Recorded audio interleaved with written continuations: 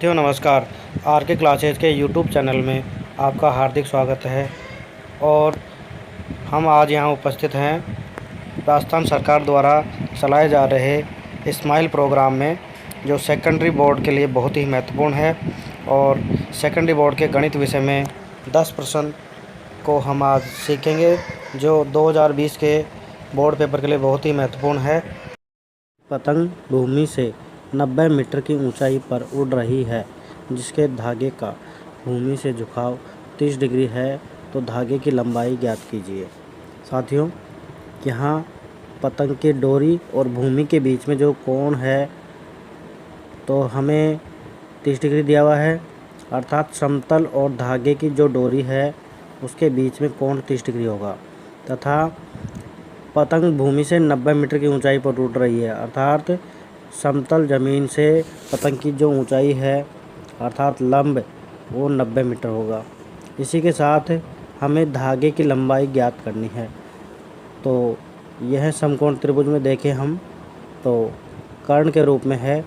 हम सभी जानते हैं त्रिकोणमिति अनुपात से कि साइन थीटा का जो मान होता है वो लंब बटे कर्ण, अर्थात साइन थीटा जो होता है वो लंब और कर्ण की भुजाओं का अनुपात होता है। तो यहाँ पर थीटा का मान हम 30 डिग्री रख दें और लंब की जगह यदि 90 डिग्री रख दें और माना कि कर्ण x है, तो हमारे पास ये मान आता है साइन 30 डिग्री बराबर 90 बटे x। अब हम सब जानते हैं कि साइन थीटा बराबर सारणी में देखेंगे, त्रिकोणमिति सारणी में, तो साइन 30 का जो मान होता है वो 1/2 होता है, अर्थात 1/2 बराबर 90 बटे x।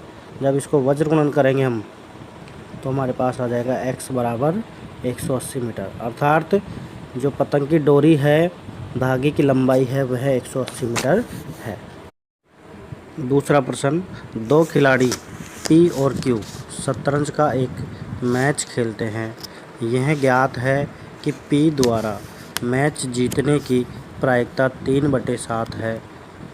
Q के मैच जीतने की प्रायिकता ज्ञात कीजिए। तो कई बार छात्र इस प्रश्न में कन्फ्यूजन हो जाते हैं कि इस प्रश्न में P द्वारा मैच जीतने और Q के मैच जीतने, तो P और Q दोनों कैसे जीत सकते हैं। तो मैं आपको स्पष्ट कर दूं, यहाँ जो प्रायिकता चैप्टर है उसमें हम जानते हैं कि किसी घटना के घटित होने और उसका विपरीत देखें हम तो घटना के घटित नहीं होने, तो दोनों का योग सदैव एक होता है। यहाँ हम बात करें तो PE अर्थात घटना के घटित होने प्लस PE के ऊपर बार यानी घटना के घटित नहीं होने का जो योग होता है वह सदैव एक होता है। तो PE प्लस PE के ऊपर बार बराबर 1। अब हम देखें यदि तो दिया हुआ हमें कि PE बराबर मैच जीतने की प्रायिकता किसकी, P की, यानी P के द्वारा मैच जीतने की प्रायिकता कितनी दी हुई है, 3/7। अब हमें ज्ञात क्या करना है, Q के मैच जीतने की प्रायिकता। तो हम इसको यदि विलोम सोचें तो P के मैच हारने की प्रायिकता हो सकती है ये, ठीक है। तो सूत्र के अनुसार PE के ऊपर बार, पक्षांतर कर दें हम इसका, तो PE के ऊपर बार अर्थात घटना के घटित नहीं होने की प्रायिकता हमने ज्ञात का जो सूत्र है वह होगा 1 - PE, अर्थात 1 - 3/7। जब इसका लघुत्तम लेंगे हम तो 7 आएगा और ये हो जाएगा 7 - 3/7 बराबर 4/7, अर्थात Q के द्वारा मैच जीतने की प्रायिकता 4/7 प्राप्त होती है। प्रश्न संख्या 3, यदि त्रिभुज ABC समरूप है त्रिभुज PQR, यदि BC बराबर 4 सेमी एवं QR बराबर 9 सेमी हो, तो त्रिभुज ABC तथा त्रिभुज PQR के क्षेत्रफलों का अनुपात ज्ञात कीजिए। हम सभी जानते हैं कि दो समरूप त्रिभुजों के क्षेत्रफल का अनुपात उनकी संगत भुजाओं के अनुपात के वर्ग के बराबर होता है, अर्थात जब दो त्रिभुज समरूप होते हैं तो उनकी जो संगत भुजाएं होंगी उनका अनुपात करें और फिर उनका वर्ग कर दें तो उनके बराबर वो मान आ जाता है। यहाँ त्रिभुज ABC और त्रिभुज PQR के क्षेत्रफल की यदि बात करें हम और उनका अनुपात ज्ञात करें तो त्रिभुज ABC का क्षेत्रफल बटे त्रिभुज PQR का क्षेत्रफल क्या होगा वो, तो त्रिभुज ABC और PQR की जो संगत भुजाएं हैं तो AB भुजा के संगत PQ भुजा होगी, उनका अनुपात करके वर्ग करेंगे तो आएगा AB बटे PQ का होल स्क्वायर बराबर BC भुजा के संगत भुजा होगी QR का होल स्क्वायर बराबर CA भुजा के संगत PR का स्क्वायर। अतः त्रिभुज ABC का क्षेत्रफल बटे त्रिभुज PQR का क्षेत्रफल बराबर हमें दिया हुआ है BC बराबर 4 सेमी और QR बराबर 9 सेमी।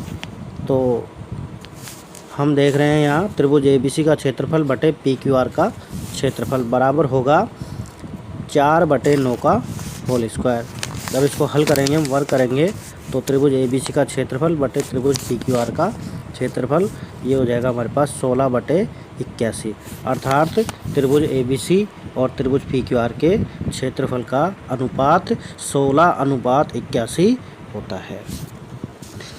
चौथा क्वेश्चन है वैदिक विधि से 32 का घनफल ज्ञात कीजिए। तो वैदिक गणित में हम जब घनफल ज्ञात करते हैं तो उसका एक सूत्र होता है, उसमें यहाँ बात करें 32 का घन तो इसमें आधार 10 होगा और उपाधार 30 तथा उपाधार जो अंक है वह 3 है।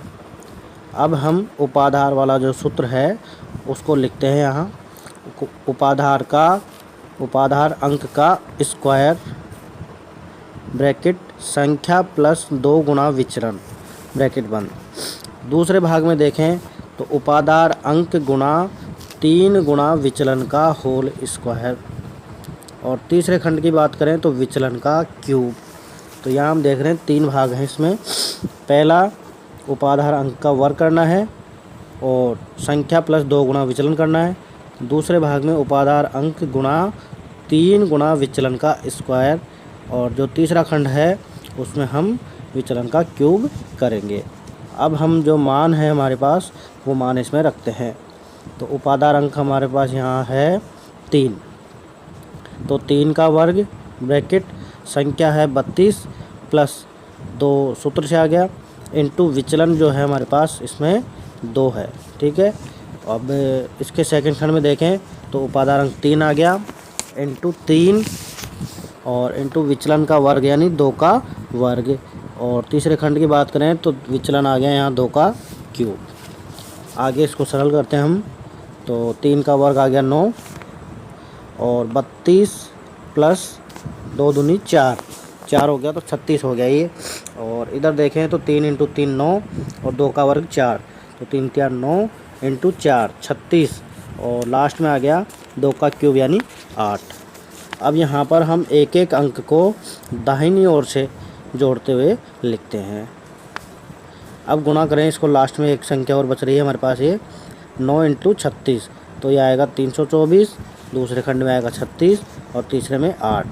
अब हम 8 को उतार लेते हैं, उसके जस्ट बाद में 6 उतारेंगे और 6 के जो साथ में 3 बच रहा है इस 3 को प्रथम खंड में जोड़ देंगे। तो ये 324 में 3 जब जुड़ जाएगा तो 327 आएगा। अर्थात हमारा जो 32 का क्यूब है वह 327 68 अर्थात 32,768 प्राप्त होता है। अगला है 5वां क्वेश्चन।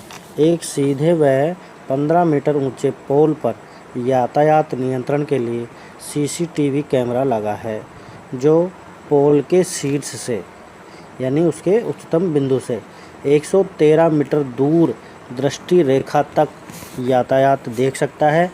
पोल के चारों ओर यह कैमरा कितने क्षेत्रफल के यातायात देख सकता है। तो हमने देखा है ट्रैफिक रूल्स में कि जो कैमरा होता है पोल के ऊपर लगा होता है तो जो पोल है वो लंब मानेंगे हम, और जो कैमरा है उस पोल के शीर्ष पर लगा हुआ है। कैमरा जो है दृष्टि रेखा यानी कर्ण के रूप में 113 मीटर दूर के यातायात को देख सकता है। तो यहाँ कर्ण का मान हो गया 113 मीटर। ठीक है, अब हमें ज्ञात करना है कि ये जो कैमरा है पोल के ऊपर जो लगा हुआ है, यह समतल ज़मीन पर देखें हम तो कितनी दूरी तक के क्षेत्रफल का मान है जो वहाँ पर यातायात देख सकता है ये कैमरा। ठीक है, तो यहाँ पर एक बहुत ही महत्वपूर्ण बात है कि कई बार छात्र इसे वृत्त का रूप जो मानते हैं उसमें त्रिज्या गलत ले लेते हैं। तो यहाँ सबसे पहले हम बात करें कि जो वृत्त होगा वह अदर्शनीय वृत्त होगा, अर्थात समतल ज़मीन पर जो ये पोल है इसको सेंटर माने हम, और जो आधार है इसको यदि त्रिज्या माने, और आधार के अनुसार यदि इसको इस पोल के चारों ओर घुमा दें हम, तो वो जो अदर्शनीय वृत्त है उतनी दूरी तक का जो क्षेत्र इस कैमरे द्वारा यातायात देखा जा सकता है वह हमें ज्ञात करना है। तो सबसे पहले देखें हम, यहाँ पर ये एक चित्र है जो समकोण त्रिभुज के रूप में मान रहे हैं हम इसको, और इसमें कर्ण 113 मीटर है और लंब 15 मीटर है। तो हम सभी जानते हैं पाइथागोरस प्रमेय के द्वारा कर्ण स्क्वायर बराबर लंब स्क्वायर प्लस आधार स्क्वायर होता है। यहाँ कर्ण के स्थान पर 113 लिखेंगे तथा लंब के स्थान पर 15 लिख देंगे, और आधार स्क्वायर हमें ज्ञात करना है। तो कर्ण यानी 113 का वर्ग करेंगे तो 12,769 आएगा, और 15 का वर्ग 225, और जब इसका पक्षांतर करेंगे हम तो 12,544 बचेगा, और इसका जो वर्ग है उधर पक्षांतरण होकर जाएगा तो ये वर्गमूल में बदल जाएगा, और आधार का जो मान है हमारे पास 112 मीटर प्राप्त हो जाएगा। अब हमें ज्ञात करना है कि पोल के चारों ओर कैमरा कितना क्षेत्रफल यातायात देख सकता है। तो हमने अभी बात की कि जो क्षेत्रफल देखा जाएगा यह है वृत्त के रूप में होगा, अर्थात हमें वृत्त का क्षेत्रफल ज्ञात करना है। तो हम जानते हैं कि वृत्त का क्षेत्रफल बराबर होता है पाई आर स्क्वायर। यहाँ पर पाई का मान 22/7 तथा आर स्क्वायर यानी जो आधार है वह वृत्त की त्रिज्या होगी। तो यहाँ पर त्रिज्या का वर्ग है तो 112 × 112। तो जब इसको सोल्व करेंगे हम 7 से 112 को काट देंगे तो 16 आ जाएगा, और 22 को 16 से और 112 से जब गुणा करेंगे तो 39,424 वर्ग मीटर क्षेत्रफल जो है कैमरे द्वारा यातायात देखा जा सकता है। नेक्स्ट क्वेश्चन है बहुपद f(x) बराबर x³ minus 3x² plus x plus 2 को बहुपद gx से भाग देने पर भाग qx तथा शेषफल rx क्रमशः x-2 और -2x प्लस 4 प्राप्त होता है। तो बहुपद gx का मान ज्ञात कीजिए। तो भाजक नियम में हम देखें कि भाज्य बराबर भाजक इंटू भागफल प्लस शेषफल, अर्थात यहाँ भाज्य f(x) है और भाजक है जो gx है और भागफल है qx तथा शेषफल rx। तो हो गया हमारे पास f(x) बराबर gx into qx plus rx। यहाँ f(x) का मान हमें दिया हुआ है और gx का मान ज्ञात करना है तथा qx का मान दिया हुआ है और rx का मान दिया हुआ है। तो ये जो मान है हम इस सूत्र में प्रतिस्थापित कर देते हैं। x³ f(x) के स्थान पर लिख दो, x³ minus 3x² plus x plus 2 तथा gx हमें ज्ञात करना है तो ये एज इट इज रहेगा, और qx की जगह देखें तो हमने दिया हुआ x-2 प्लस rx के स्थान पर ब्रैकेट में लिखेंगे हम -2x प्लस 4। अब जो ये शेषफल है हमारे पास इसको हम पक्षांतर करके इधर, और -2x से जो +2x हो जाता है और माइनस का जो 4 बदल जाता है प्लस के रूप माइनस में बदल जाता है। आगे देखें तो x घात एज इट इज आ जाएगी, 3x² एज इट इज आ जाएगा और x और 2x को जोड़ें तो ये 3x आएगा, और प्लस का 2 और माइनस का 4 है जो माइनस का 2 बन जाएगा। और इधर दाएं हाथों की तरफ देखें हम तो gx बराबर x माइनस 2 प्राप्त होता है। अब x माइनस 2 gx का क्या है, गुणज है, तो gx का मान हमें ज्ञात करना है। तो ये जो गुणज है ये इसके भाग में चला जाएगा, तो gx बराबर प्राप्त होता है हमें x का 3 माइनस 3x स्क्वायर प्लस का 3x माइनस का 2 और भाग में x माइनस 2। हम देखें तो x माइनस 2 का हमें भाग लगाना है, तो भाग का चिन्ह बनाएंगे ये, और जो भाज्य होता है वो भाग के चिन्ह में अंदर होता है, भाजक जो होता है वो बाहर की तरफ होता है लेफ्ट हैंड में, और जो भागफल होगा वो राइट हैंड में भी लिख सकते हैं और ऊपर भी लिख सकते हैं, और शेषफल जो रहेगा वो नीचे शेष रहेगा। ठीक है, तो x का 3 minus 3x square plus 3x minus 2 का हम भाज्य मानते हुए x माइनस 2 को भाजक मानते हुए भाग लगाते हैं। तो देखें अब इसमें पहला जो पद है हमारे पास x है और इधर x क्यूब है, तो पहले पद को जब पहले पद से विभाजित करेंगे तो हमारे पास आएगा x स्क्वायर जब आ जाएगा तो हम इससे भाजक से गुणा कर देते हैं, तो x क्यूब को x से मल्टीप्लाई करने पर x क्यूब तथा x स्क्वायर को माइनस 2 से मल्टीप्लाई करने पर माइनस का 2x स्क्वायर प्राप्त होता है। अब हम इनको घटाएं जैसा हम साधारण भाग में करते हैं, तो जो शेषफल आएगा उसको देखें हम चिन्ह बदल देंगे, माइनस का हो जाएगा x क्यूब और ये जो माइनस का 2x स्क्वायर था ये प्लस का 2x स्क्वायर हो जाएगा, तो x क्यूब से x क्यूब कट जाएगा। ऊपर देखें तो माइनस का 3x स्क्वायर है, नीचे प्लस का 2x स्क्वायर है, तो यहाँ पर जो माइनस की संख्या है वो बड़ी है इसलिए माइनस का x स्क्वायर बचा, प्लस आगे की जो संख्या है एज इट इज उतार लेते हैं हम 3x माइनस 2। अब फिर देखते हैं पहले पद को वापस पुनः पहले पद से डिवाइड करें, तो x स्क्वायर जो माइनस का है उसमें x से विभाजित करेंगे तो माइनस का x प्राप्त होता है, माइनस x माइनस 2 से गुणा करते हैं तो माइनस x से जब गुणा होगा minus x square, minus x minus 2 से गुणा होगा तो प्लस का 2x आ जाता है, और फिर हम क्या करते हैं इसे वापस घटाते हैं तो ये माइनस का x स्क्वायर प्लस का बन जाएगा और प्लस का 2x से जो माइनस का 2x बन जाएगा। और जब इसको देखें तो ये x स्क्वायर कैंसिल हो रहा है और ऊपर प्लस का 3x है, नीचे माइनस का 2x है, घटाएंगे तो x बचेगा और आगे की संख्या माइनस का 2। पुनः x में x का भाग लगाएंगे पहले संख्या का, तो 1 आएगा प्लस का, और प्लस के 1 को जब इससे मल्टीप्लाई करेंगे x माइनस 2 से भाजक से तो x माइनस 2, फिर इसका चिन्ह बदलेंगे तो माइनस और ये प्लस, दोनों संख्याएं कट जाती हैं, शेषफल हमारे पास 0 प्राप्त हो जाता है। तो ये जो मान आया वो gx का है, और gx बराबर कितना आया, x square minus x plus 1।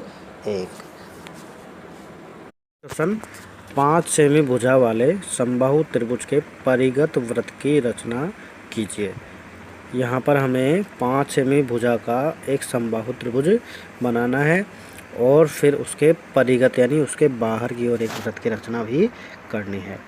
तो हम जानते हैं समबाहु त्रिभुज किसे कहते हैं, तो समबाहु त्रिभुज वह त्रिभुज जिसकी तीनों भुजाएं समान हों, ऐसे त्रिभुज को समबाहु त्रिभुज कहते हैं। तो मान लें हम कि एक त्रिभुज ABC हमें बनाना है और उसकी तीनों भुजाएं कैसी है, 5 सेमी की है। तो सर्वप्रथम BC बराबर 5 सेमी लंबाई का एक रेखाखंड खींचते हैं हम, ठीक है, और उसके बाद में बिंदु B को केंद्र मानकर, दूसरा पॉइंट होगा B को केंद्र मानकर 5 सेमी त्रिज्या का एक चाप A के लिए काटते हैं। पुनः उसी लंबाई का अर्थात बिंदु C को केंद्र मानकर 5 सेमी लंबाई का एक चाप काटते हैं और दोनों चाप एक दूसरे को बिंदु A पर प्रतिच्छेद करते हैं। और तीसरा पॉइंट लिखते हैं हम, A को B से मिलाया तथा A को C से मिलाया। इस प्रकार हमें त्रिभुज ABC 5 सेमी भुजा वाला समबाहु त्रिभुज प्राप्त होता है। अब हमें ये ज्ञात करना है कि इसके परिगत कैसे बनेगा। हमें यहाँ अच्छे से समझना चाहिए कि जब भी हमें परिगत वृत्त की रचना करनी होती है तो दिए गए त्रिभुज की भुजाओं का लंब समद्विभाजन करने का हम मान ज्ञात करेंगे और उसका जो प्रतिच्छेद बिंदु होगा, लंब समद्वि भाजनों का जो प्रतिच्छेद बिंदु होगा वह उस वृत्त का केंद्र होगा। तो पुनः वापस बताता हूँ आपको मैं कि परिगत जो वृत्त होगा वह त्रिभुज की भुजाओं के लंब समद्वि भाजन का प्रतिच्छेद बिंदु जो होगा उस वृत्त का केंद्र होगा। तो हम क्या करते हैं, BC भुजा का जो लंब समद्वि भाजन करते हैं और उसी प्रकार AB भुजा का भी लंब समद्वि भाजन करते हैं। दोनों लंब समद्वि भाजन माना कि एक बिंदु है O, उस पर प्रतिच्छेद करते हैं और OA, OB और OC को मिला देते हैं। अब हम एक प्रमेय याद रखते हैं, प्रश्नावली 10 की है कि दो भुजाओं को जब आप दो बिंदुओं को मिलाते हैं और उन बिंदुओं को यदि मिलाने पर जो लंब समद्वि भाजन होगा, दो बिंदुओं को मिलाने वाले रेखाखंड का लंब समद्वि भाजन जो होगा उस पर कोई भी जो बिंदु होगा, इस पर लंब समद्वि भाजन पर वह जो बिंदु होगा, कितने बिंदु हो सकते हैं वो उस रेखाखंड पे, ऊपर भी हो सकते हैं और नीचे भी हो सकते हैं। तो यहाँ पर हम जो BC भुजा है उसका लंब समद्वि भाजन किया हमने, तो इसके लंब समद्वि भाजन पर मान लो O बिंदु है, तो ये जो O बिंदु है B और C दोनों बिंदुओं से समान दूरी पर होगा, हमारी है कि इसी पर में है। तो पुनः देखें कि BC का जो लंब समद्वि भाजन है उस पर स्थित प्रत्येक बिंदु दोनों शीर्षों से समान दूरी पर होता है। तो इसी प्रकार OA बराबर होगा OB के, बराबर होगा OC के। तो हम O को केंद्र मानकर OA त्रिज्या का वृत्त खींचा जो कि त्रिभुज की तीनों शीर्ष A, B और C से गुजर जाता है और यही जो त्रिभुज ABC के परिगत वृत्त कहलाता है। अब नेक्स्ट क्वेश्चन देखें हम। एक घनाभ की लंबाई, चौड़ाई और ऊंचाई का जो अनुपात है 5:3:2 है। यदि घनाभ का संपूर्ण पृष्ठीय क्षेत्रफल 558 सेमी स्क्वायर हो तो उसकी कोरों की माप ज्ञात कीजिए।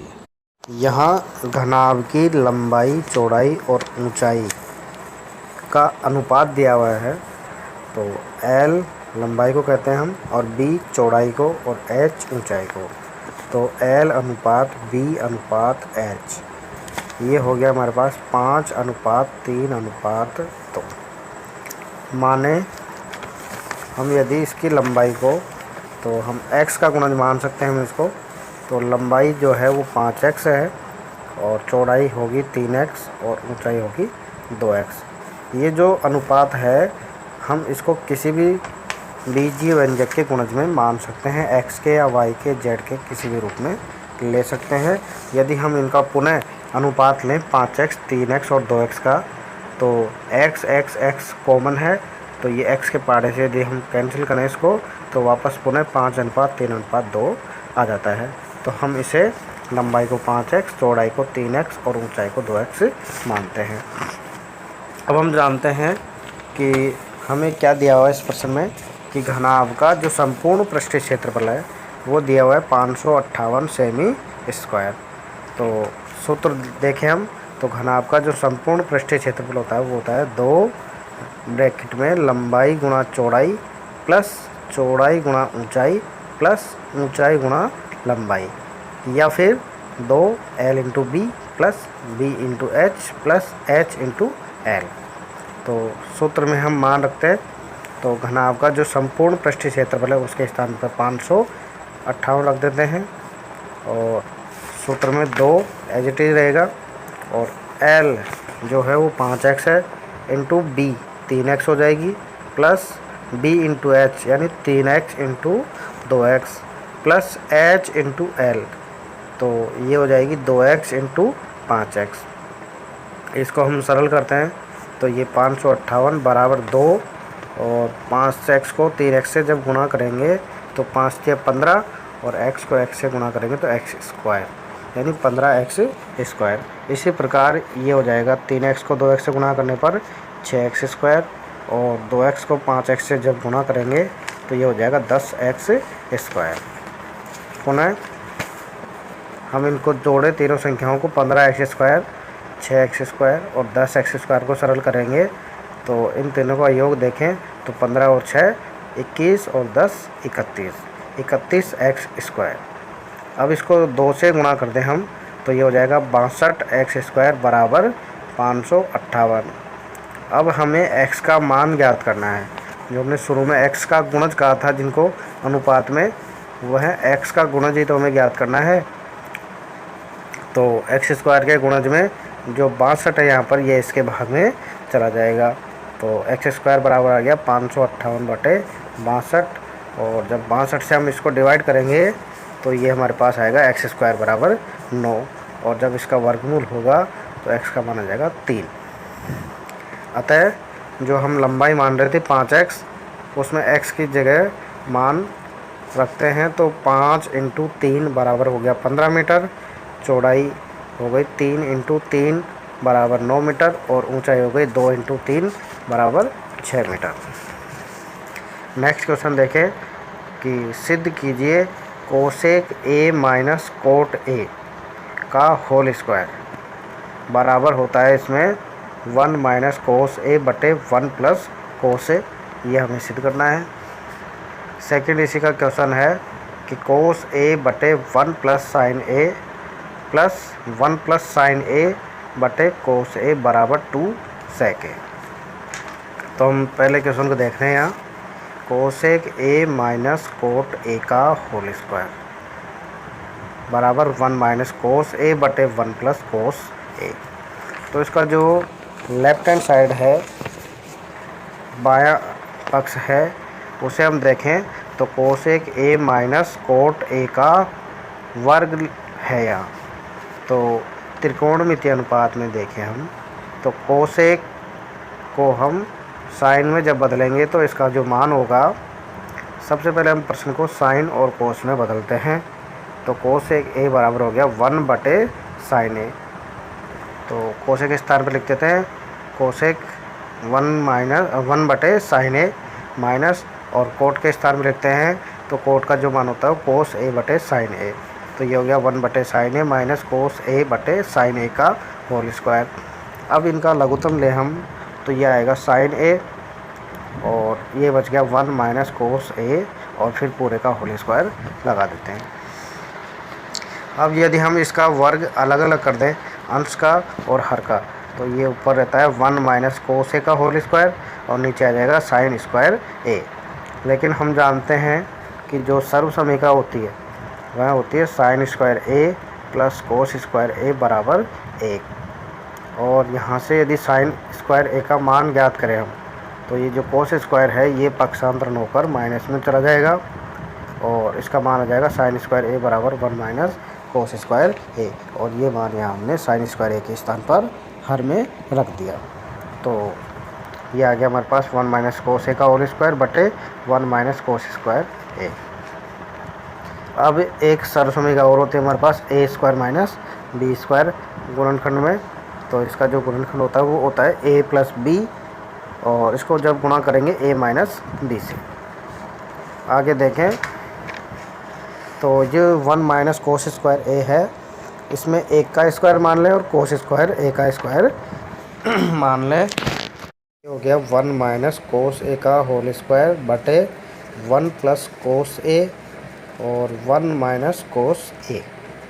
अब ऊपर 1 माइनस कोस a का होल स्क्वायर है और नीचे 1 माइनस कोस a सिंगल है। तो एक 1 माइनस कोस a कट जाता है तो ऊपर बचेगा 1 माइनस कोस a और नीचे बचेगा 1 प्लस कोस a। अर्थात जो हमारे पास दायां पक्ष का RHS था वह प्राप्त हो गया है, इसलिए LHS बराबर RHS। अब सेकंड क्वेश्चन देखिए इसी का कि कोस a बटे 1 plus sign a plus 1 minus 1 plus sign a बटे कोस a बराबर 2 सेक a। तो ये जो प्रश्न दिया हुआ है इसका लेफ्ट हैंड साइड, ये पूरा प्रश्न साइन और कोस में ही है, तो हमें यहाँ पर ज़्यादा समस्या नहीं है। हम इसका डायरेक्ट ही लघुत्तम ले लेते हैं। तो यहाँ पर जो इसका एलसीएम है वो आएगा कोस a और 1 प्लस साइन a। जब इसको सरल करेंगे 1 प्लस साइन a का जब भाग लगाएंगे इसमें तो कोस ए बचेगा, और कोस ए को जब कोस ए से गुणा करेंगे तो कोस स्क्वायर ए प्लस कोस ए का जब इसमें भाग लगाएंगे तो 1 प्लस साइन ए, और 1 प्लस साइन इससे गुणा होकर 1 प्लस साइन ए का होल स्क्वायर। और जब ए प्लस बी का होल स्क्वायर लगाएंगे यहाँ पर तो A square plus 2ab plus B square. तो ये तो कोस स्क्वायर तो एज इट इज रहा, और ये 1 प्लस साइन ए का होल स्क्वायर है।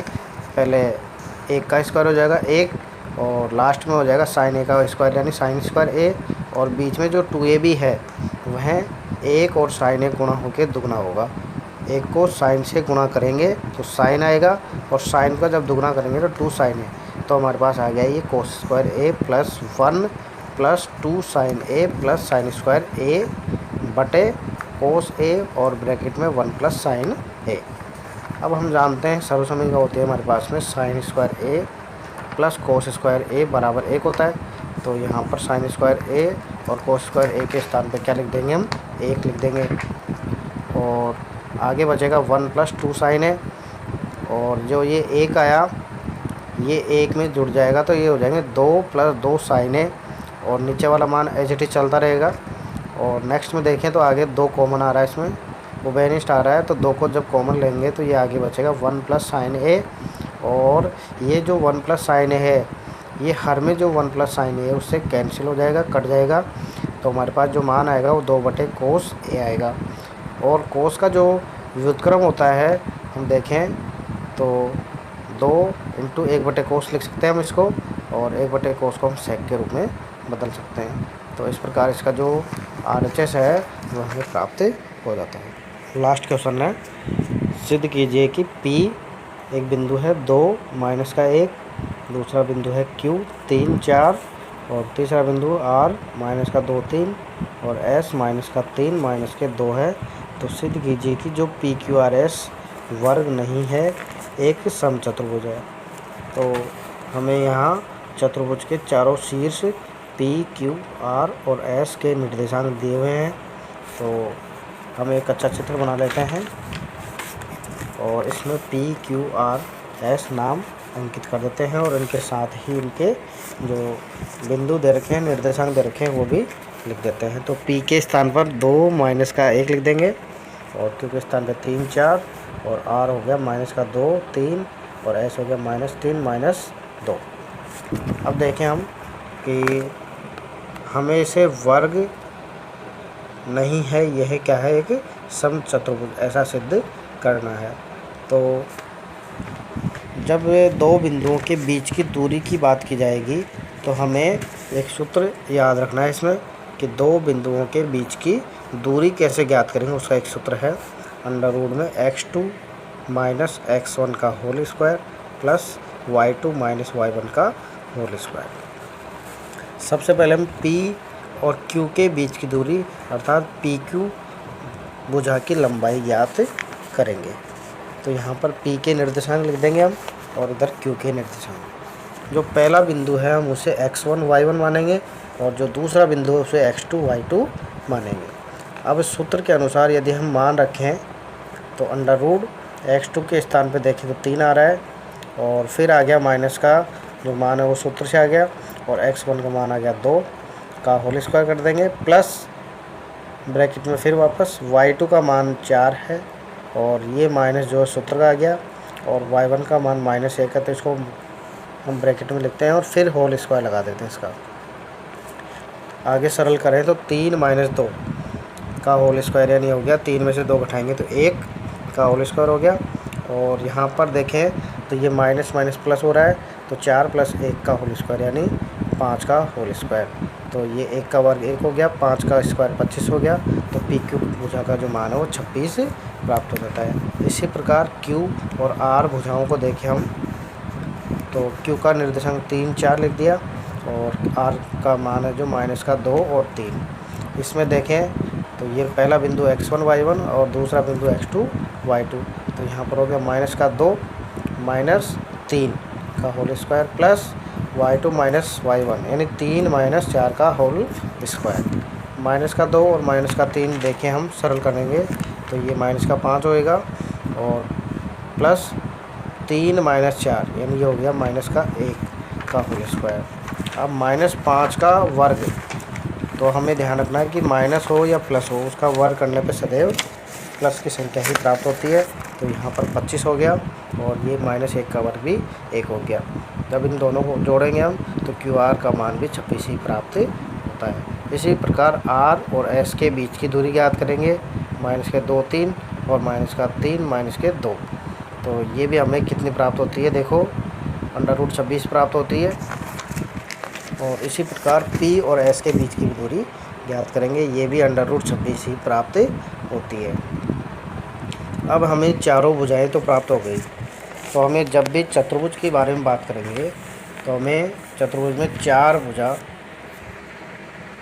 और 2 विकर्ण ज्ञात करने होते हैं। यहाँ हमने चारों भुजाएं तो ज्ञात कर ली, लेकिन विकर्ण को देखें तो विकर्ण होता है सम्मुख शीर्षों को मिलाने वाला रेखाखंड। चतुर्भुज के सम्मुख शीर्ष, यहाँ पर P को यदि R से मिला दें हम, तो ये जो PR होगा यह विकर्ण होगा और Q और S यह भी विकर्ण होगा।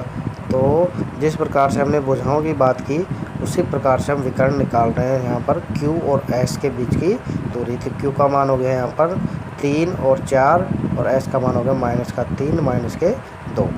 तो यहाँ पर इस पहले बिंदु को वापस पुनः हम x1 y1 कर देंगे और S के जो निर्देशांक है उसको देखें तो x2 y2 लिख देंगे।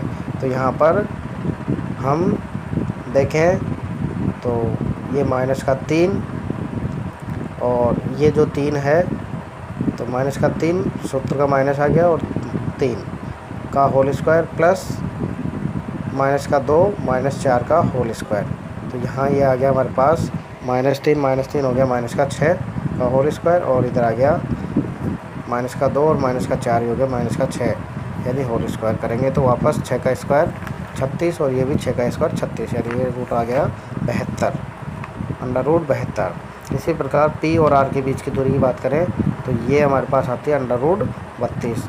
अब हमें चतुर्भुज के थोड़े से गुणधर्म पता होने चाहिए। यदि चतुर्भुज की चारों भुजाएं बराबर हो तो यह वर्ग भी हो सकता है और समचतुर्भुज भी हो सकता है, लेकिन यदि उसके विकर्ण बराबर हो जाते हैं तो वह निश्चित ही वर्ग होगा। परंतु यहाँ हम देख रहे हैं कि विकर्ण बराबर नहीं है, इसलिए ये क्या होगा, एक समचतुर्भुज होगा।